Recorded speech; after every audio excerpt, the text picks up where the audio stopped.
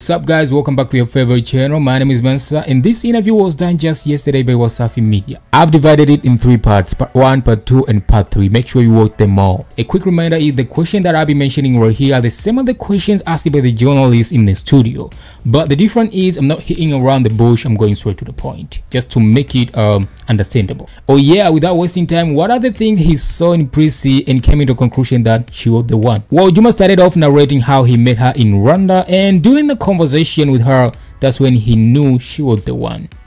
Nilikutana Prissy Rwanda, to make it short. Kwa nimetoka kipindi hicho nilikuwa niko single. Nikaenda Rwanda kwa sababu ya kazi. Nilivyomuona Prissy mara ya kwanza, nilimuadmire tu kama yeye, unajua. Can't lie, nilimuona kama wow. I like her style, she's beautiful, the way she handle herself. Nilimuona kwa kawaida. Baadaye kupata nafasi Chioma ndo alianzisha conversation ni elevator. Wow. Akanisalimia, akamwambia hey, who are you? Akamwambia mimi am artist from Tanzania, Jukes na nyinyi, akaniambia na simu kutoka Nigeria. Prissy alikuwa ongei. Oh yeah. Kwa hiyo baada ya hapo, baadaye tena nikakutana nao kwenye Nairobi, nilikuwa nimeenda kuchange, tunaenda sasa kwenye game. Chioma akamwambia, oh, I love your style, the way you dress. Akamwambia thank you. You guys, where are you going? Sasa kwenye game pia. Pale ndo akaniambia okay, kwa hiyo tuasiana vipi? Mimi nikamwambia okay, I'll take a number. Mimi nikaenda kwenye namba simu. Oh, okay. Prissy nikachukua namba yake, lakini Prissy alikuwa nikamwandikia yangu, alicheka kina kunicheki. So kaenda kwenye game, baada ya game ilivyoisha, nadhani timu ilishinda, alikuwa sio anaishabikia hiyo timu. Akaja pale ndo tukapiga picha yetu ya kwanza kuna court kama picha hiyo ukiona. Then nikamwambia okay, after party tunaweza tukawa pamoja tukamita, tukasema sawa. So nilianza going out naye, ni alivyokuwa anaongea, nimekaa naye sasa namuona. I just got the feeling that I've never had before. Oh really? Yes, like wow. I got like I said, wow, like nilikuwa naongea na muangalia, you know Rwanda we have a lot of fans. Yeah. Lakini that night nilikuwa najiona kama niko mimi na yeye. Just really? me and her. Ooh, la, la. We go to the club, I don't see anybody. Like I was just normal. No security, no anything. She's the center of attention, yeah. Yeah, like she was like, you don't afraid. I said no, that night changed everything. Kwa hiyo yani ili click hapo mahusiano ilianza hapo huko na kamuda kidogo ilichukua. Mimi niliona feeling pale, niliona kitu ambacho na feel ni tofauti. Nikawa bado naenda kumfikiria nini. So tukaanza pale kubadilishana namba from pale. Tukaanza kuongea. Mahusiano yalianza kwenye baada pale, tukaanza kuongea kwenye simu, nikamleta tena Tanzania na Arusha. Hapo ndo mara ya pili sasa akawa amekuja rasmi, ndo tukawa tumeshaanza tena. Yeah. And what are the things that made him attracted and decided to get married to her? Juma said her femininity, intelligence and support are among the things that made him attracted and decided to get married to her. You know, after meeting her at Rwanda and having that night, the moment, when I invited her here back to Tanzania, then we went to Arusha. I had a show in Arusha. Yeah. So when we went to Arusha, same thing, you know, Prissy, she's young, but she's very, very smart. She's very focused. She knows what she's doing. She knows what she wants. And she's very good on advising na vitu vingi sana. Kwa hiyo, when I was talking to her and everything, she's telling me sometimes I'm going to the show, I'll figure out what should I wear, what do I, no, this is nice. Like she always, when she's around, she's there for me. She supports me a lot. And all in all, family. She was so good with her family, anapenda familia. Yeah. Watu wangu walianza kumpenda sana Prissy kuliko mimi. Everybody, you see. Oh really? Squeaker, everybody. Giant. They just loved her because when she's around, she makes sure everybody's okay. You know, so she was like a family person. So from that and the way she take care of me, the way she handle business, the way my problems or any problem that comes to me, the way she handles it. Yeah. Like, huyu ni mama wa familia. Wow. She's quality umeziona. Yeah, she's not just there sitting waiting. No, she'll just be there. Nice. Not a gold digger. Yeah. Where are you going? You're going to the show. What's going on?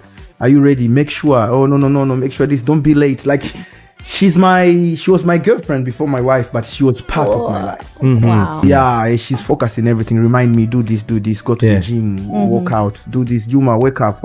Like always on need. When she came to my house, she stayed just 2 days. Because when I flew that to Arusha, we went back to the house after that. She stayed 2 days. She changed a lot of things. Even this is my house. I remember I was staying here for so long, but no. Haukuona ingekaa vile ambavyo inaonekana. Say this one doesn't have to be here. Hii hataki kuwa hapa, hii inatakiwa kuwa hapa, hii inabidi uweke hapa. Mataulo inabidi uweke sehemu moja. I was like, wow. Hivi na hivi inabidi ufanye hivi na hivi. Hapa unajidi jikoni. Kwanza aliniambia I don't like this kitchen.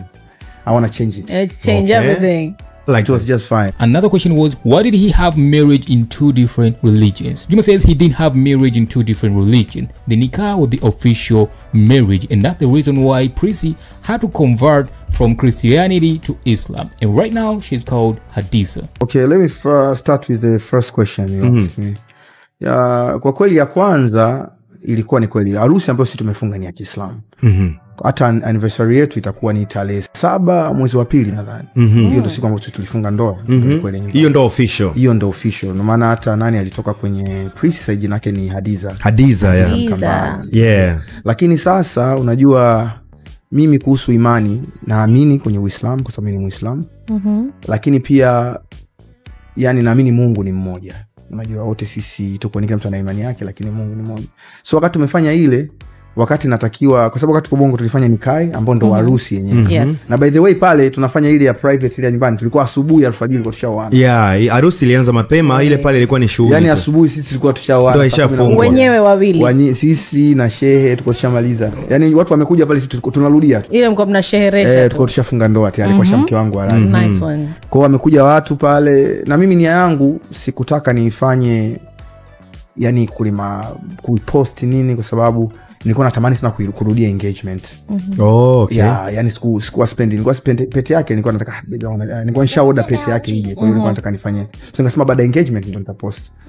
So wakati tumeenda pale tumeshafanya hivyo kila kitu, watu unajua tena excitement wakapost, nilikuwa no I not shatoka nje ya post tu.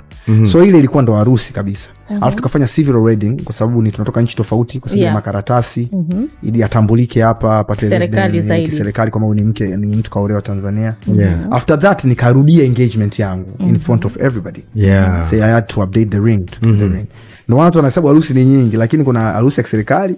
Serikali ni kwa sababu ya makaratasi kumpa yeye uhuru na mimi sehemu yote nikienda. Unajua ukiwa umeoa kuna favors nyingi zinafanyika kwa sababu ni mtu wa familia ukaoa. Married man is different from the normal person.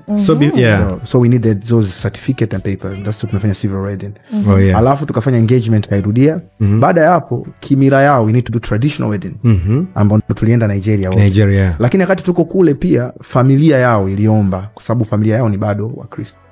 Waliomba naomba tufanye tu kama blessings. Ndio maana hatukwenda kanisani. Nifanya nje. We didn't go to the church kwa sababu alikuwa tayari ni Muislamu, lakini akasema hii ni kama it's just a blessing. Lakini kama ni blessing hata zile pete zilikuwa ni zile pete zetu ziliombewa tu. So we took the rings off. Kwa sio zingine kama ambavyo mtandao ulivyo report. No. Zile pete zilichukuliwa, ziliombewa tu blessing. Upande wa wazazi kama tunakuombea mtoto wetu uende, na pia baba yake kunikabidhi kwa sababu alikuwa anatembea, lakini hakuna chochote ambacho kilikuwa ni blessings tu kwamba dini lakini wa Kristo nao. Lakini hatukufunga ndoa pale ambapo tunaanza ndoa ya Kikristo. It makes sense. Sasa before tujaenda hapo. So to set the record straight, Priscilla sasa hivi ni Muislamu. Hadiza Mkambala. And what was the reason behind the 100 million Tanzanian shillings ring? Was it Prissy who wanted this expensive ring, or it was just Juma Jux himself decided to gift it to his wife? No, she's Jux's wife. She has to have a big ring. Oh yeah? Like, yeah, you know. Hey! I like that. So that is not about money, anything, huh? You know how if you ask her, anything nice. So me I say, I need to see that ring. Even if you're far, I say, wow. Oh yeah, that's the ring. And is it really that he had to borrow 500 million Tanzanian shillings to finance his lavish weddings? Well, Juma says it wasn't true, and you shouldn't trust Mwijaku sometimes. Kwani sio kweli. Yo, najua ni maneno tu. Sio, yo Mwijaku sometimes ni mtu ambaye hutaki kumchukulia serious sana. It's not true. Sijakopa hela kokote. And I'm a businessman, I can't do that. So kukopa hela niende kwenye harusi tena nairudishaje. So it's not something hiyo ipo kabisa. Na kuhusu harusi kuwa nyingi, as I said, zinaonekana nyingi, ni kweli zilikuwa nyingi, lakini ni harusi fulani. Kama moja nilifanya hapa Tanzania, nikafanya ile civil wedding. Harusi ya traditional ambayo ilikuwa imefanyika Nigeria, ni kama send off, ni upande wa kike unajua. ujue mimi yani kule traditional mimi kazi yangu ilikuwa niende mimi na watu wangu. Lakini wao washafanya kila kitu. Wanafanya kila kitu kwa upande wao. Lakini japo it was expensive kwa sababu tuliondoka watu wengi huko. Went more than 70 people. Japo gharama zilikuwa ni kubwa ndio, lakini sio na mmekaa zaidi ya wiki. Zaidi ya wiki na nini. Kwa hiyo naweza nikasema gharama ilikuwa sio ndogo sana. Lakini kwa sababu nilijua nakuja kufanya harusi, tukatenga na mimi nikasema kama siku nataka kufanya harusi, I need to do a wedding. Then how much did he spend on his lavish wedding celebrations? Rumor has it he spent more than 1 billion Tanzanian shillings. Well, Juma says he didn't care about how much he spent, but his happiness was the priority. And even some of his closest friends like Diamond Platinum spent more than 7 million Tanzanian shillings on his wedding. The wedding, all the weddings and everything. Kwa upande wangu mimi, furaha yangu ilikuwa kubwa kuliko hata pesa ambayo nilikuwa naitumia. Sawa. It's true. Like nakuelewa kwenye I didn't calculate every because to be honest. So, kuna hela zingine, kwanza hata hela ambazo tulikuwa tumeenda kwenye traditional wedding, hela ambazo tumezitunza nyingi sana. Mimi sometimes nilikuwa nachukua hela na change kwa sababu tukia kutunza pale kwenye harusi. Rafiki zangu wenye Diamond spends more than $25,000 kwenye kutunza karibia milioni 70. Alitunza Diamond peke yake. Kuna watu wengine, hiyo ni nje ya hoteli, nje ya kila kitu. Kuna rafiki zangu wengine walienda na dola zingine 5,000. Kwa hiyo mimi mwenyewe nilikuwa tu na furaha na nini. Haya nje ya vitu vingine, unajua harusi. Kwa ulitenga budget kama ya shilingi ngapi? Maana unasema wewe mwanzoni hapo ulisema siku utakayokuja kuoa. Yani wewe kwako yani utajivunja. Mimi sikuweka budget. Nilisema tu bwana kitu kinachotaka kufanyika mimi nitakilipia. All right, so approximately like ilizidi 1 figure, right? Au msemaji hapa kwa kamati. I wish Ray was here because he's one alikuwa ni mmoja wa mtu wa makamati. Lakini it's a lot of money. And it feels like ulikuwa umejipanga kisawasawa kwenye harusi yako. Because hata ulizungumza kwamba ulitamani hata muende mkafanye Rwanda pale ambapo mlikutana for the first time. Lakini mambo ya nguo na nini, wanawake tuna mambo mengi kuliko you guys. Alichoka mama. I wanted that. And why didn't he invite other big names in Tanzania like Harmonize and Alikiba? And even his closest friend like Cyril didn't attend his weddings. Well, first of all, Juma say he wasn't the one who invited the guest, but his team was responsible to do that. And when he comes to his closest friend Cyril, Juma says he was invited but he had an excuse, so he didn't make it to the wedding. Katika kuinvite watu, wana wageni karibia 150 wa nje, foreigners. Alafu ndani nilikuwa tumeorozesha pale artists, presenters, comedians. Lakini sasa mimi unajua kipindi kile cha harusi nilikuwa ni mtu ambaye pia na vitu vingi sana. Lakini majina ya watu wengi yalikuwepo pale. Wote walikuwa majina yao hapo. Watu ambao nilikuwa niko nao karibu sana. Kwa sababu tulikuwa tuko wote washikaji zangu tunaongea kila siku. Walikuwa hata bila mwaliko walikuwa wanajua kwa sababu they know the plan. Watu ambao wanakuwa siongea nao sana kwa sababu I don't have a problem with any artist. Kuhusu Kamikaze nilimwalika ili alipata emergency na ilimuumiza sana. Alipata tatizo, alikuwa na mmoja wa grooms wangu. Sema alipata tatizo akaniomba msamaha sana. Juma nikamwambia no problem bro, I understand. Kuhusu labda Ali Amo, unajua hao ni watu ambao tuongei mara kwa mara, tuongee kila siku. Lakini hatuna shida, hatuna tatizo lolote. Nadhani kama team na watu wengine, uongozi kuna vitu walivifanya, so inatokea sometimes mtu anaweza kupata mwaliko labda kuna vitu vipo na mimi pale siku hata wengine wamekuja kwenye harusi mimi sikujua kama walikuwa wamekuja. Lakini niliambia jamani hakikisheni watu wote wanakuepo hapo. Rafiki zangu wa karibu, watu wa karibu kwa sababu tunaongea kila siku. Walikuwa wapo na nini. That's hiyo ndio ilivyokuwa. Mialiko mingi ilikuwa inatolewa na watu wa team pia. Alright guys, that was part 1 of this interview, so let's go for part 2 and part 3.